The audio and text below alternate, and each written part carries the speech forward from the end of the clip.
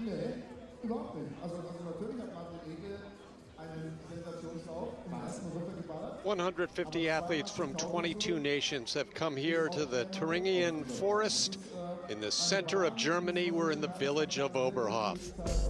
It's a winter sports crazy village where they love their biathlon and their skiing and, of course, their luge.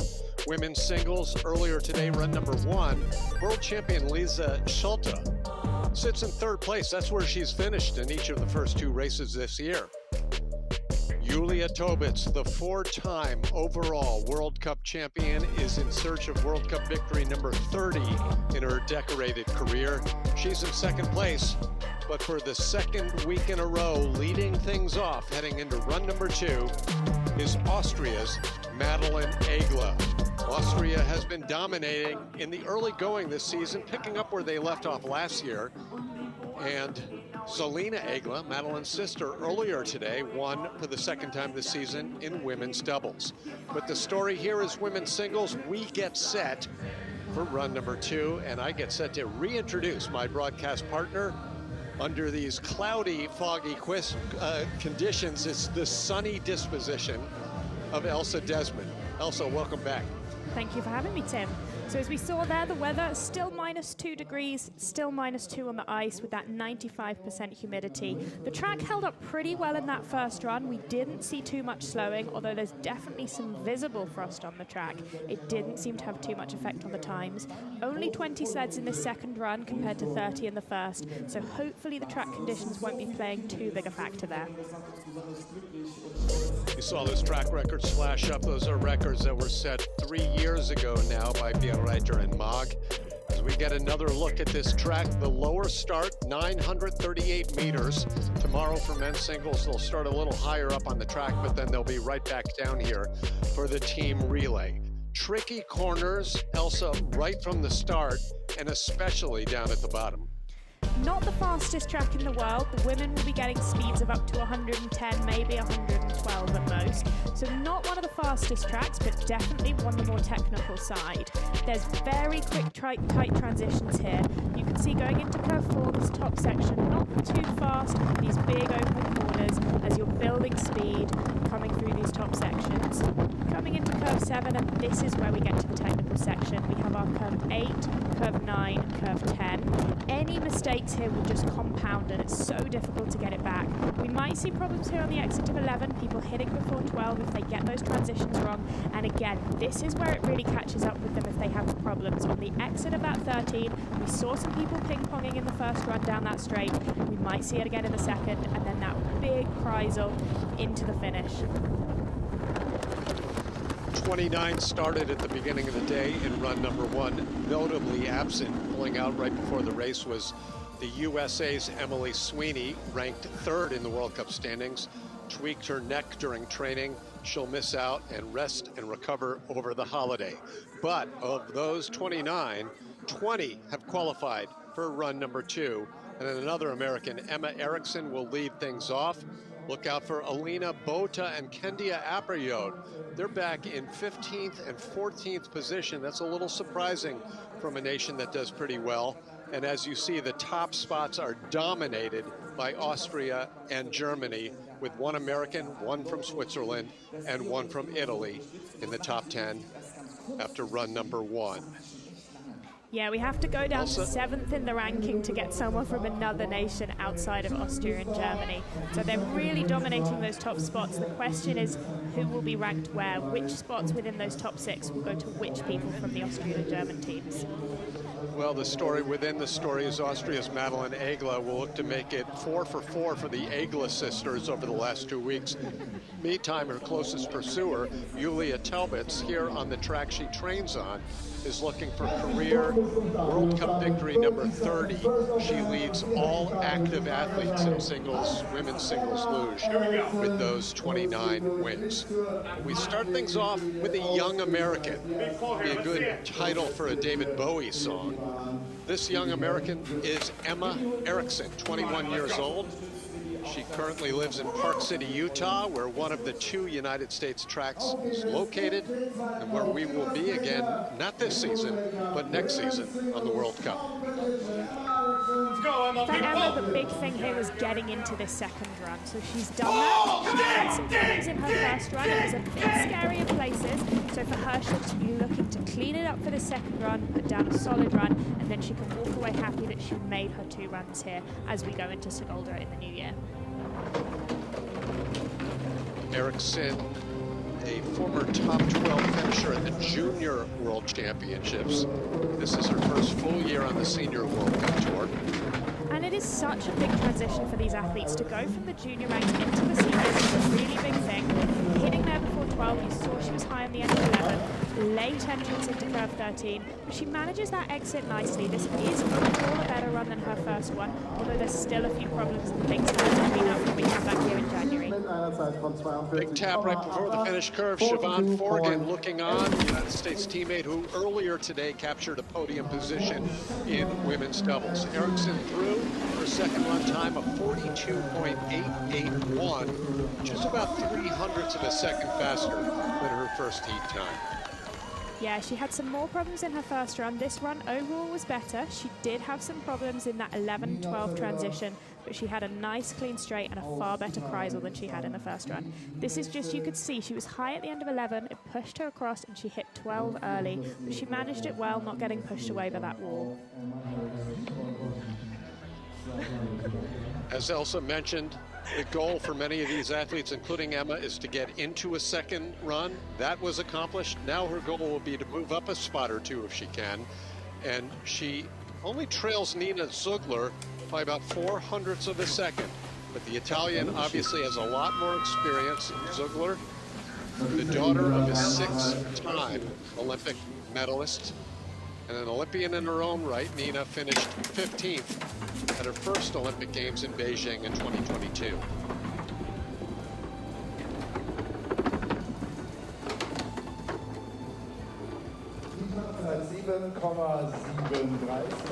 Nina had quite a small lead on Emma in the first run, only 400ths, but she's managing to maintain that, just about 300ths now. She will be looking to build on that. We saw Emma making some mistakes through that middle section. We now see Nina is doing much cleaner, so we might expect her to move ahead. She's dropping back 7,000 back into the green now. Nice job in the straightaway. Transition from 13 to 14, the finish Kreisel. And that's where you could see she was in the red, and then when she got that clean transition through 11-12, where Emma had those problems, that's where she pulled ahead and was able to make up that time and finish 1/10 ahead. Again, Elsa, we've seen many athletes in singles and doubles, even if they have a clean run, they may hit right before the finish line. How costly is that, if any, if at all? It won't make much of a difference today. It's so close to the finish. Any difference it makes will be minimal. When we will see it is tomorrow on that team relay. But athletes will really be pressing their head back in that Kreisel. You know you're almost at the finish. You know if you hit out there, it's not going to make a huge difference. So athletes really go for that in that second half of the Kreisel. They can't see and they just put their head back. Whereas tomorrow, coming into the team relay, we expect athletes to be a little bit more careful in that second half of that Kreisel, making sure that they get that clean exit, because the priority tomorrow will be the paddle. 3 Canadian women entered today's competition. You may call that a holy trinity. And here is Trinity. Trinity Ellis, 22 years old, from Pemberton, British Columbia.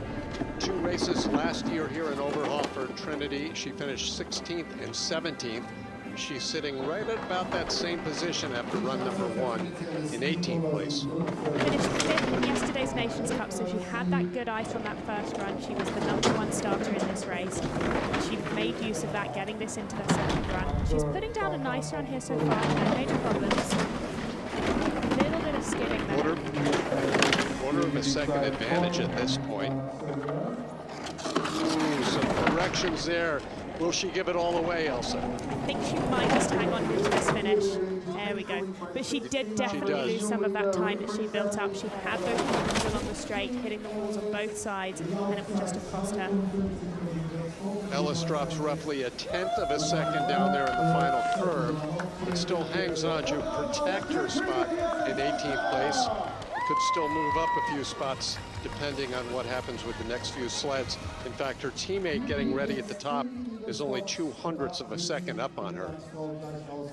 You could see here she hit that right wall, bit of a skid going into curve 12, and in a moment again we'll see she had those problems coming out of curve 13. Little bit of problem here, too much rightward pressure, hit the right side, hits the left side. She did well to control it after that, but it cost her some time.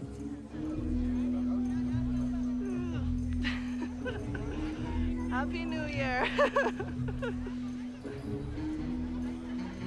And we will be seeing Happy holidays to all. In the new year in Sigolden. For sure, this is our final race before the holiday break. Caitlin Nash, 21 years old, out of Whistler, looking focused as she pulls off of the handles.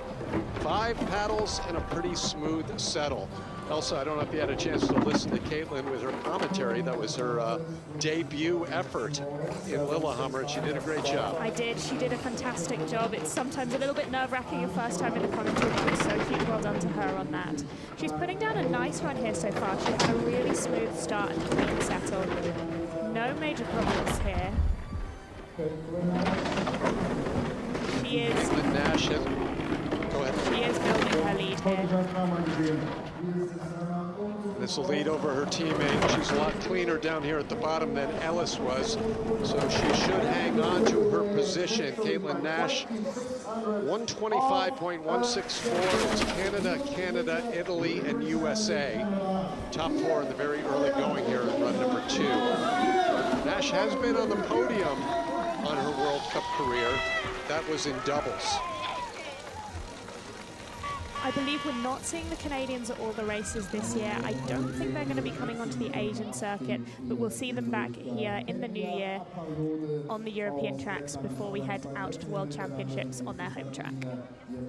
You know, Elsa, that brings up an interesting point. The last 2 races are in Asia, in South Korea and China. It's great that the Tour is going back to these tracks. It's great they're keeping those tracks active and competitive. But since it's the last 2 events, do you suspect there are other nations that may skip out, especially if they're not contending for World Cup titles?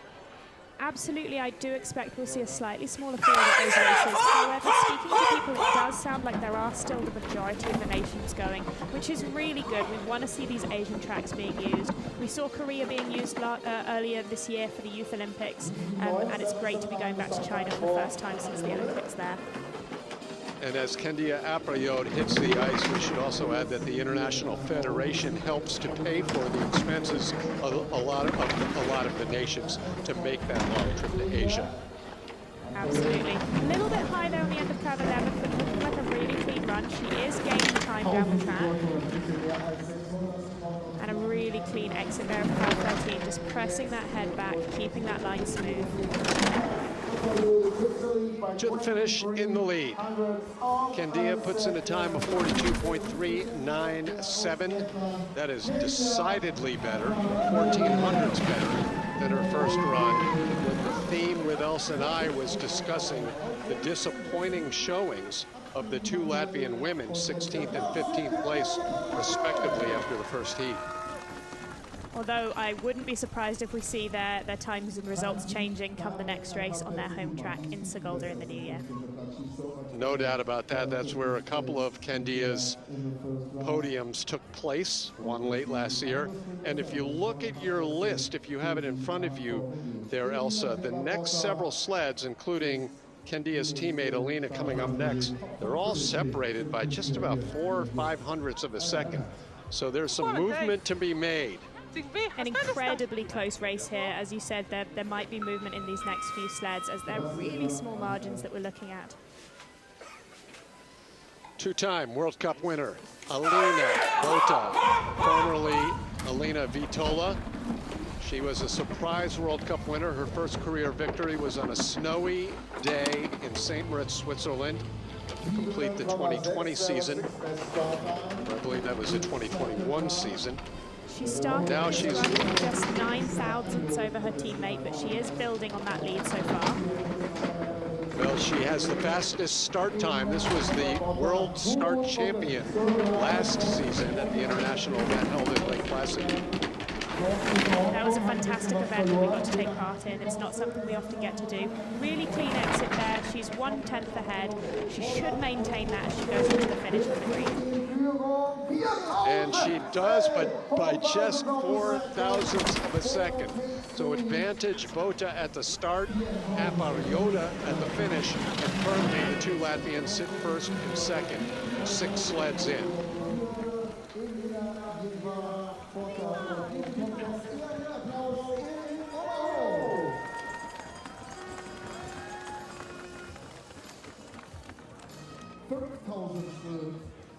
Really clean exit there.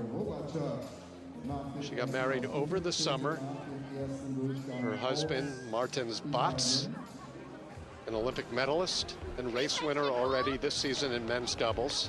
I love this at the finish here in Oberhof. More than any other track, the spectators are there to greet the athletes, and the athletes are willing to accommodate. Yeah, generally luge athletes are really warm and open people, so everyone wants to encourage the next generation to enjoy the sport as we have. I mentioned just a second ago that Alina Bota won on a very snowy day in Switzerland, her first World Cup win.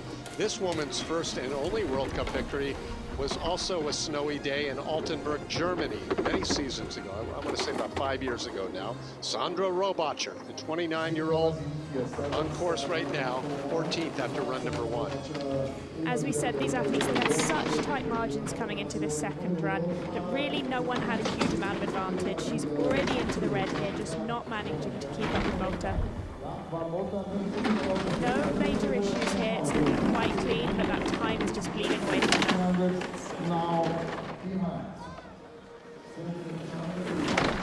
Really good form there down that straight, pressing that head back as she goes to the front. 125.035, that puts her 1/10 of a second behind the two Latvians. Sandra Robacher dropping a few spots, likely, depending on what happens with the next couple of sleds. Shaking her head there on the finish, not the result she was hoping for in that run. And her teammate, Verena Hoffer, begins the second run 4 spots ahead of Robacher in the battle of who will represent Italy tomorrow in the World Cup team relay. I'm not sure how Italy select their team. I know every team is different. Some people use the fastest single run. Some people use the fastest result, the highest result from the weekend. I'm not sure what method the Italians are using to select their athlete for tomorrow. We'll find out when that preliminary roster is released a little later on tonight, which could change, of course, after men's singles tomorrow. It's been a great start of the season, relatively speaking. Nothing to grinch about for the performance of Sweden, because Tova and Svante Koala are really, relatively speaking, I mean, Elsa, out of the gate pretty well with regular showings in the World Cup. Absolutely. Tova, I think, sitting in 13th after the first run, a really strong result for her. She's just going to want to keep this clean and maintain that ranking as she goes into this second run. Unfortunately, she's already losing time, dropping 1/10 back already as we go into curve 9-10. Why I say relative is that Sweden is a very small nation. We are looking to perhaps build a track in Sweden over the next 4 or 5 years, so that'll be exciting. They have a long-term partnership with the Austrians who coach them and help them with their sled technology. Dropping back into 4th then, not maintaining that time for the first run. I'm sure she won't be so happy with that. But in general, that's a pretty strong result for Tova. Really tough for these Swedish athletes because they both need to get consistently high finishes in order for the Swedish Federation to send them to the Olympics, as they have their own national standard. So for them, just getting into the World Cups unfortunately aren't enough, as they'll have to get some higher results to make those Olympic teams. Yeah, we've seen that over the years. I've seen the Netherlands outside of speed skating. If you take part in any other winter sport, you better be top 3 or 4, or you're not going to make the Olympic team based on their federations. Absolutely, and Norway have a similar thing. It's one of the reasons that's contributing to us not seeing many Norwegian sliders at the moment. Really clean line there out of curve 13, and she seems quite happy.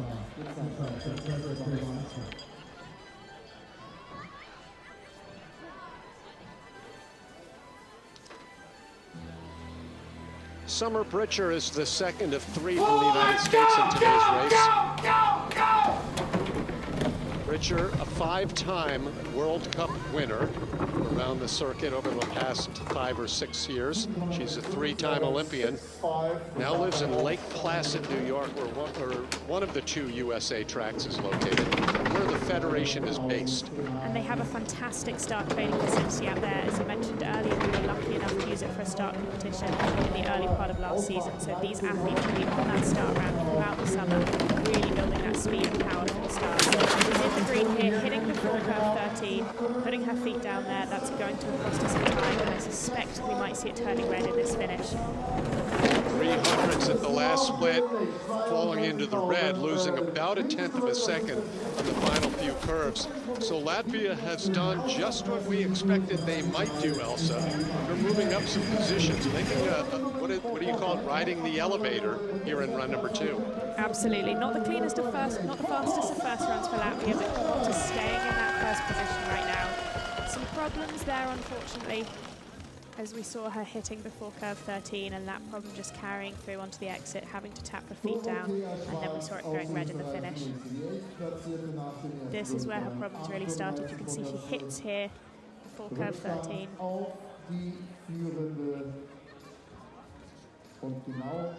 And then just feet down. Some nations have love-hate relationships with certain tracks.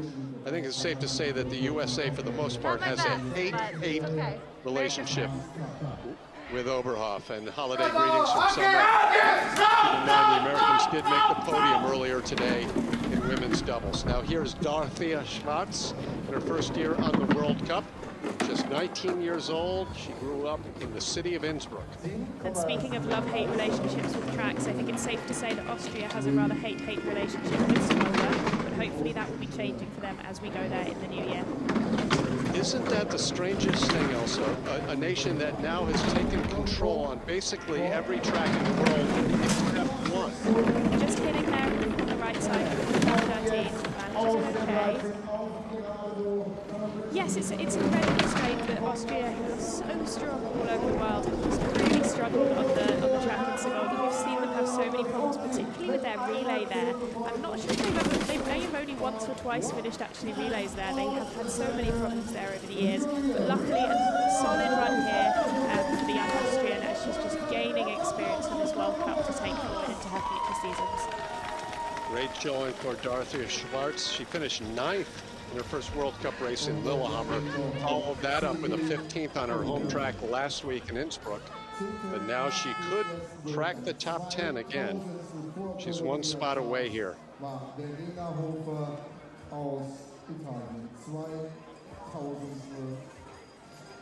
You can see her coach is just there shouting on the start behind her. It's something that's being picked up by more and more teams, this shouting on the start, and I think it's great. It's something we see in the bobsled and skeleton athletes. There's so much noise on the start, but traditionally the loose starts have been silent, so it's great to see a bit more noise and energy coming on the starts nowadays.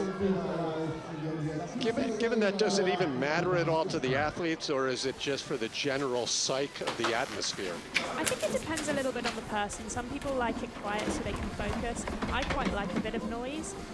It's normally noisy in training, so it makes it feel a little less different to training.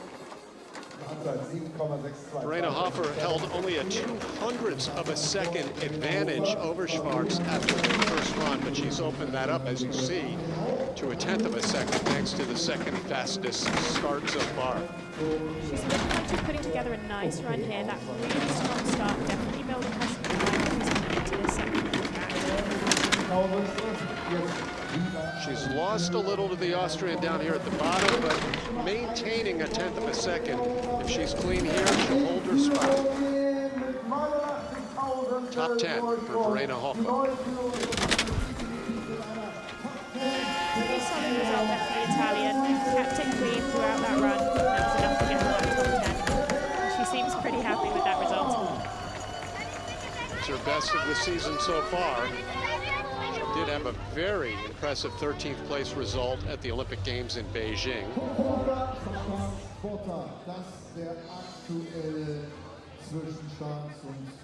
Olympic Games, you're allowed 3 athletes per nation. World Cup, we're allowed 4. So often we see some of these athletes having really great results at the Games. And then just coming off that, it can be quite difficult to get those same results once they come back into the World Cup, just because some of these nations do have a 4th athlete. But a top 10 finish here today would be a really strong result for her. Top 10 out of the qualifying group. In fact, there's only one more remaining of the final 9 that had to qualify. That's Melina Fischer, way up in 5th place. But now we hit mostly seated athletes, headlined by Natalie Maag of Switzerland, 27-year-old from Bernitshausen, Schweiz. It looks like she had a little bit of a problem there on the start, just getting her right hand in. She had to grab the sledge twice with her right hand.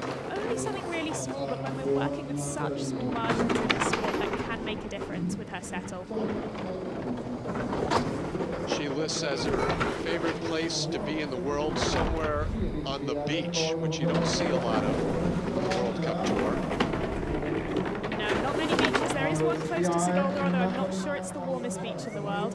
Really nice position there going down that straight. You can see her extending her head back, really going for that fall. Nice showing, 4/1000ths of a second. The differential between Maag, who just takes over the lead from Switzerland, and Hopper, who she just topped. Natalie Maag had 2 top 6 finishes last year at the Oberhof World Cup, including as high as a 4th just off the podium. So she knows this track. She's comfortable here. Yeah, really great showing from her. Nice to see her getting a top 10 again. You could see just the positioning she had in that bottom section of track, just enough to buy her the time at the finish.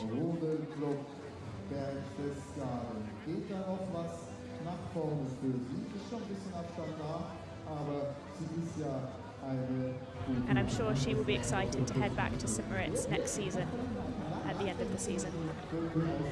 After the Olympic Games, first stop, that'll be fun. So Maag with the lead, and our friend Anna Friedreicher is grabbing the handles with just a 3/1000th of a second advantage over Natalie. Anna's done well over her short and still young career on this track, including capturing the World Championship in 2023. And an Olympic medal in Beijing. Silver at the last Olympics. Also took silver last year at the 2nd World Cup on this track in Thuringia.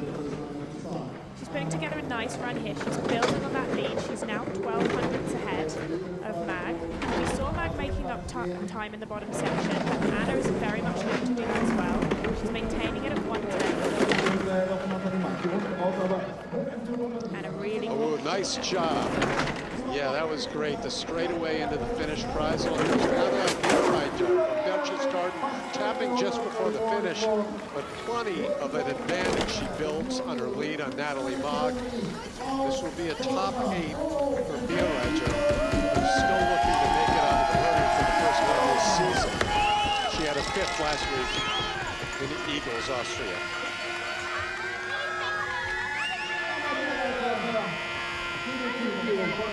Anna, an incredibly hard-working athlete. I know she does a lot in the gym over summer. Really works hard with the sled technicians on her sled technology, so she definitely will be looking to get back into those medals this season.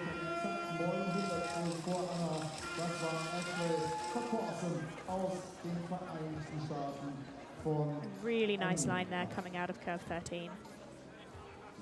Pressing that head back. And just this hit, it was before the finish line, so it will have cost a very small amount of time, but not enough to put her behind. Ashley Farquharson, the last of the Americans to go, holds a pretty safe. Nothing safe in the sport of luge, but 900ths, as you see, is the lead she takes over Bierreicher into her 2nd and final run here in Oberhof. Gave away about half of that, exactly half of that, with the start split.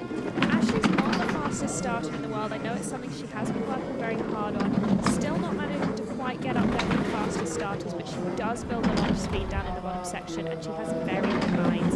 So we could maybe see her getting some more time down in this bottom section. She's now up to 1200ths ahead. And a really clean line there out of 13.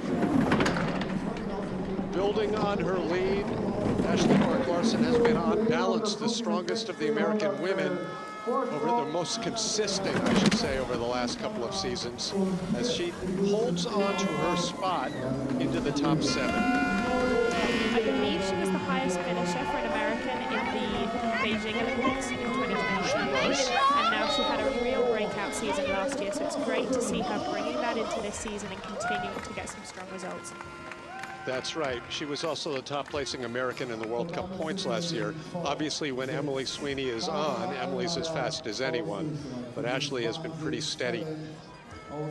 And you know, Elsa, you mentioned trying very hard to work on her start. We have seen athletes over the years. Merry Christmas, Wolfgang Kindl among them, who spent a lifetime trying to finally get good at the start, and Wolfie finally did. He got his starts together at age 30 or so. About technique. You can do a lot of work in the gym, but until you have the technique, it's not going to get you there.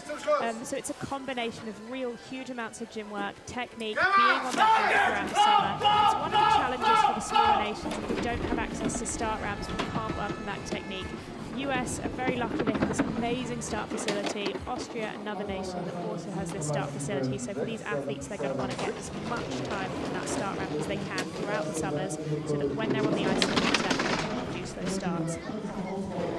Barbara Allmeyer held just 2,000 of a second on American Clark-Larsen after run number 1. These lines are not perfect, but Allmeyer has been known to find a lot of speed down at the bottom of the track. Yeah, just looking a little rough in those transitions, not absorbing them as nicely as we've seen some of the other athletes. Getting those rough transitions, although it doesn't look like huge mistakes, it will cost time, and we can see her dropping behind Ashley here at the finish. Clark-Larsen jumping into the top 6 now, as only Austrians and Germans remain in this competition. So Ashley will hope that maybe she can move into the top 4, maybe even onto the podium, as her teammates from the USA did in the second round of women's doubles earlier today. Barbara just stopping right outside my commentary booth here, as she didn't quite make it up the finish ramp. Still young, still early in her career, she has so much potential, and it's great for her to be building on this World Cup circuit. You can just see these transitions a little bit rough, a little bit of ice spraying out behind her. Not big mistakes, but enough to cost her some time. Yeah, no doubt about it. This will be her second top 7 in 3 races in her first full season on the World Cup. As you see, Ashley Clark-Larsen has a pretty safe lead over the rest of the field right now, with 6, or I should say 5 remaining Germans and Austrians. Melina Fischer won the Nations Cup qualifying race yesterday. As I say, every race, if you win that qualifying race, even though you're not part of the seeded group, you're automatically a contender the next day. Absolutely, and particularly the lower ranked athletes in that seeded group, they sort of swap in and out week to week. So just because you're in Nations Cup doesn't mean you're not an incredibly strong athlete. A bit high there on the end of 11, skidding out of 11, you can hear it as well as see it. That will have cost her some time, but as you see, she's dropping back into the red now with that mistake. But it's still close enough where this is going to be very tight between the German and the American. Melina Fischer crosses in 4th place. She lost a lot down there at the bottom, Elsa. Yeah, some problems in the middle section of the track. You saw a big skid, you saw a couple of other small issues, and we're working on really small margins here. When you make those mistakes in that middle section in those transitions, they just stay there down to the finish because you've lost the time there.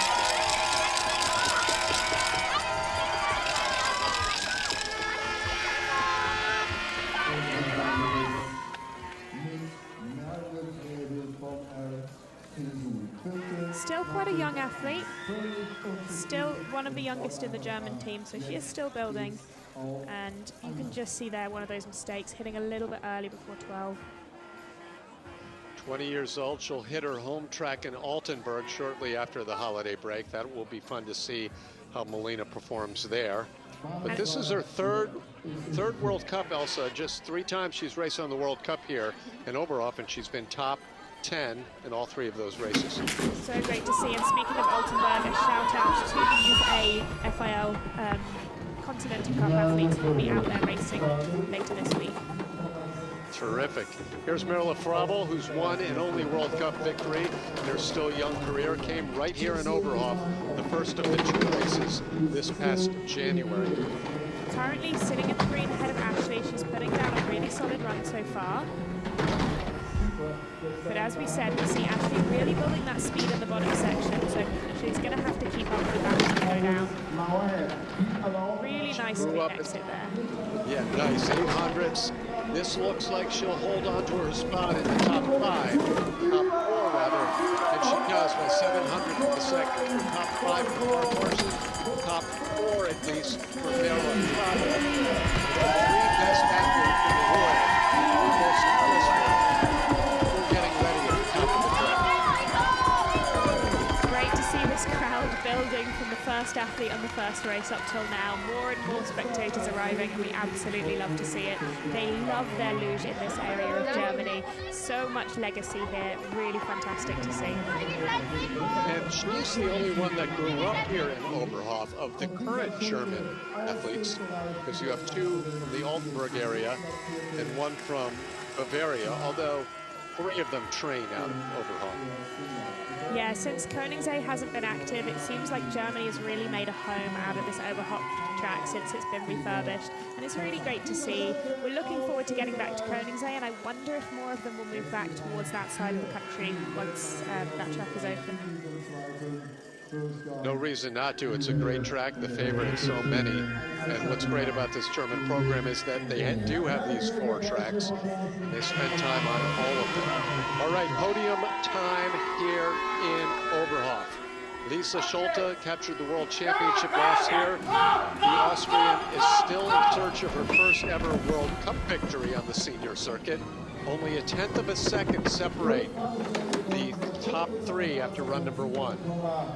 Currently 1300ths ahead.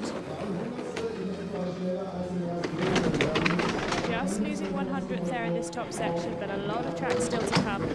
We saw the German building speed down in the bottom section, so she's going to have to keep this clean. It's now 1500ths ahead. She's building time, putting together a really solid run. Very clean exit there, really nice speed down the straight. She'll hold her position. She'll be on the podium again. Will she put pressure on the last 2 to go? We'll find out. It's the best time so far here in run number 2. And Elsa, that's a great sign this late in the heat. Absolutely, the track seems to be holding up, which is really good in this humidity. Some of the fog here is lifted that we saw earlier in the day. The visibility is noticeably improved. So seeing this track holding up, really fantastic for these final sliders. 3 races, 3 podiums for Lisa Schulte, who really is coming into her own as one of the best and most consistent lugers in the world. Coming into this run, we had less than a 1/10 of a second between first and third, so really small margins we're working with here. The next 2 athletes are going to have to keep it very clean, as we saw Lisa putting down such a nice run here. The 2 remaining now, Julia Tobitz of Germany and Madeleine Egle of Austria. They've won more races than anyone in women's luge over the past 3 seasons. Respectively, they have 29 and 13 World Cup victories. They also share an awful fate of 1 crash at the last Olympics separated them from the podium. But now they have taken control of women's luge. Here's Julia Tobitz, the 4-time World Cup overall champion. Absolutely, 2 athletes that, as we go back to the China track this year, I'm sure will be wanting to leave their mark on it and show that they can come past those mistakes that they made at the games there. Already in the green here, just slipping between green and red. Right. It's right. Julia always fast. Don't ever count her out down here at the bottom, but she doesn't have the perfect line, Elsa. Just working a little bit in that straight, as she would have wanted, dropping back into second. Guaranteeing Austria first place. Either it will be Lisa or it will be Madeline. Exactly. So Julia Tobitz ends up on the podium.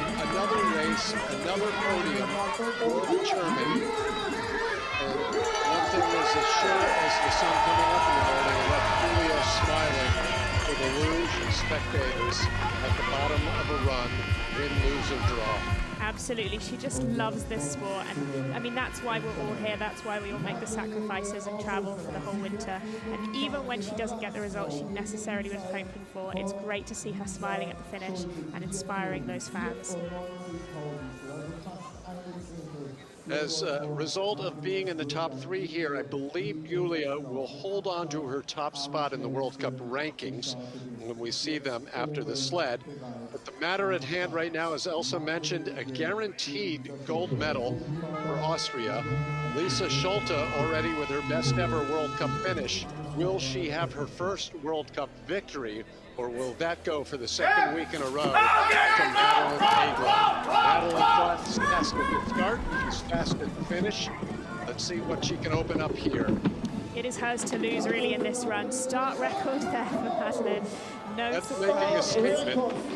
She is such a powerful starter. I know she's had some shoulder injuries over the last few years, but it looks like she's really overcome those, and she's been doing such fast starts this season.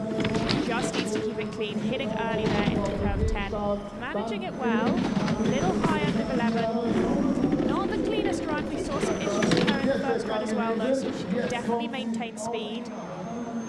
This is going to be closer than it needed to be. 2/10. She should still hang on, but she gave away a bunch of time down at the bottom. All the same, a win is a win, and for Madeline Egla of Austria, it's 2 in a row, 2 weeks in a row, and her 14th career World Cup victory. And it just shows how fast she can be. She didn't have a clean run. She had some problems there, and yet she was still able to beat her teammate by 15 hundredths. And when we come back during the new year, she will definitely be looking to clean that up and aim for that track record.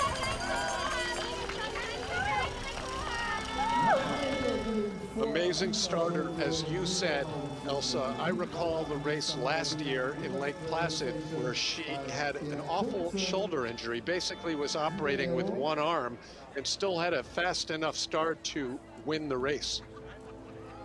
Yeah, she works very hard. I think she did a lot of work to rehab that shoulder. You can just see she had some problems here in this 9-10 transition. Not the cleanest entrance, and again, not the cleanest entrance here into curve 12.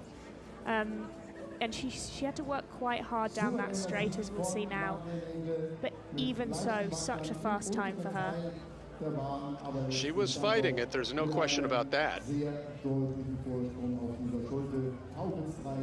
Celebration for Peter Pentz, George Hackel, Thomas Stoy, Wolfgang Kindl, the Austrian contingent, who find themselves on the podium in all 3 races today to open up action in Oberhof. Absolutely, and they are definitely one to watch in tomorrow's relay event, having had such a great week so far. The Egla sisters, 4 victories in their last 4 races in the World Cup. What a great couple of weeks in the Egla household.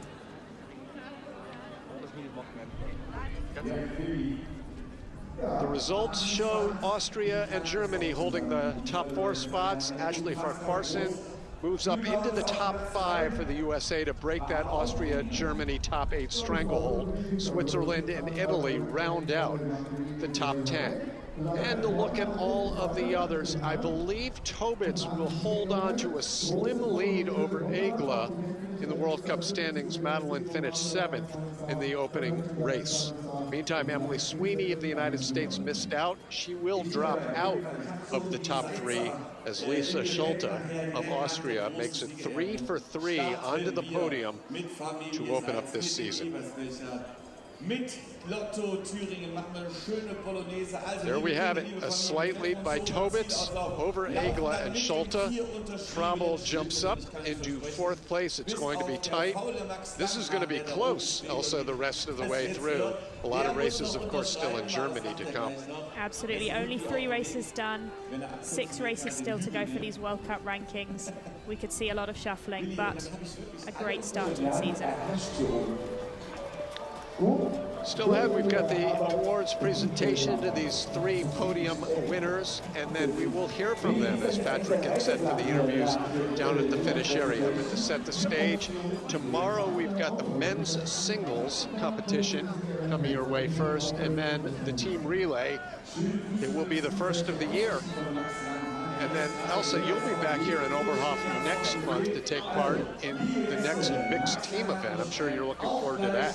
Yes, it's such a fun thing to do. So many of these nations don't get the opportunity to do team relay because we just don't have 6 athletes. So to get to do the mixed event, to use the reaction start and the paddles, it really is so much fun. Okay, top 3, let's relive the 3 that have been the most successful all season long. We missed Emily Sweeney this weekend, but the other 3 certainly held their spots. So 3rd place goes to Julia Tobitz. Very rare that Julia's not in the top 2, but another race, another podium for the 29-time winner on the World Cup. 2nd place, I believe this is a career best on the World Cup to go along with her World Championship title. It's Austria's Lisa Schulte. But the win for the 14th time in her career, Madeline Egla. She has been dominating on her home track, and now here in Germany, each of the 4 runs, the 2 races over the past 2 weeks, it's been impressive to see Madeline head into the holiday break on top of the world and on top of the podium right now, and just behind Tobitz in the world standings.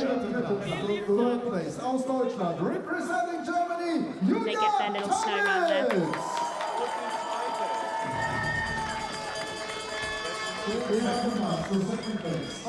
Also, we're hoping to get some interviews, but while we've had a moment, I want to wish you a happy holiday season wherever you're headed, to England or Ireland or Iceland or one of the lands. I hope you have a warm and safe holiday. Thank you very much, Tim, and same to you and to all of our spectators and listeners. We wish you all a very happy holiday and cannot wait to see you back on the live stream in the new year. Excellent work as always. That's Elsa Desmond from Team Ireland with the call of today's women's competition. And we'll take it out from here. We'll hope to get some interviews. The Austrian flag flying high from track to track. Team Österreich dominated the World Championships in Germany last year.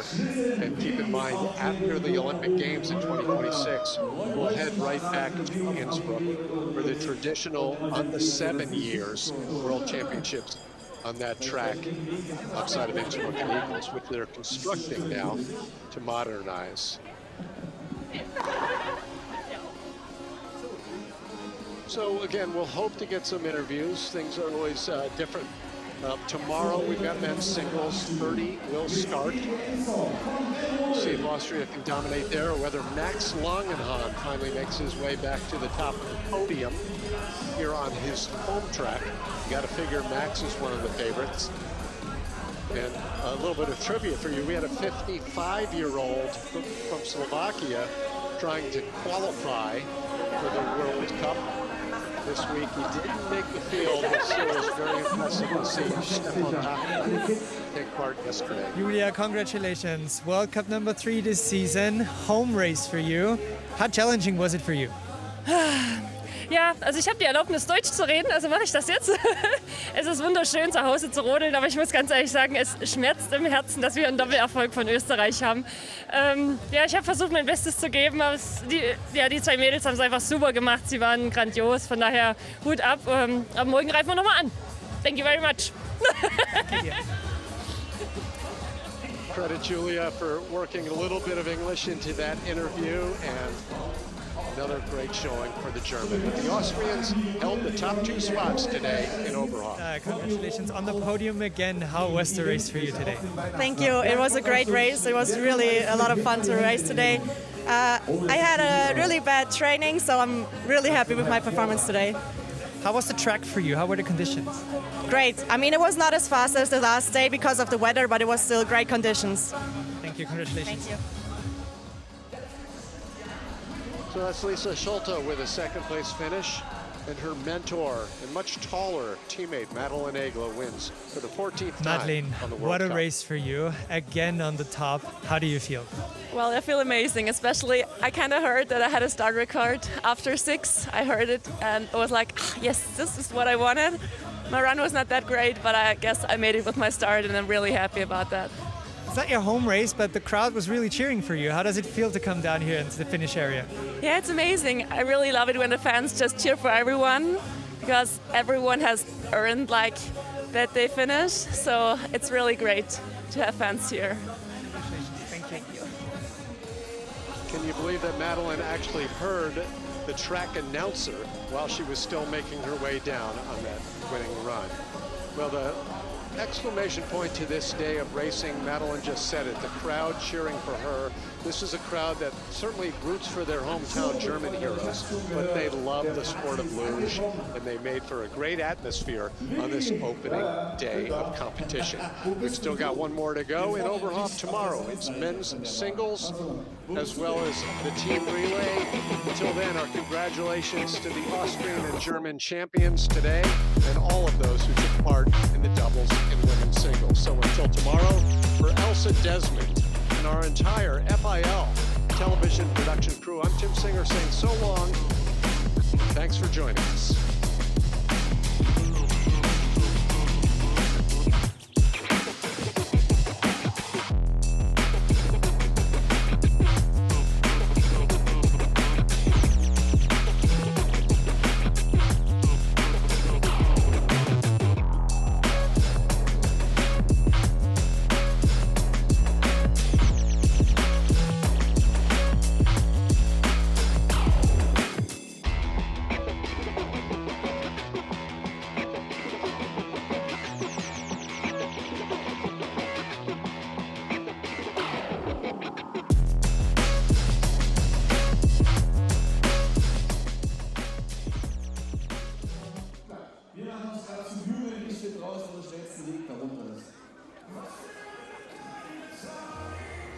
Weiß das jemand von euch?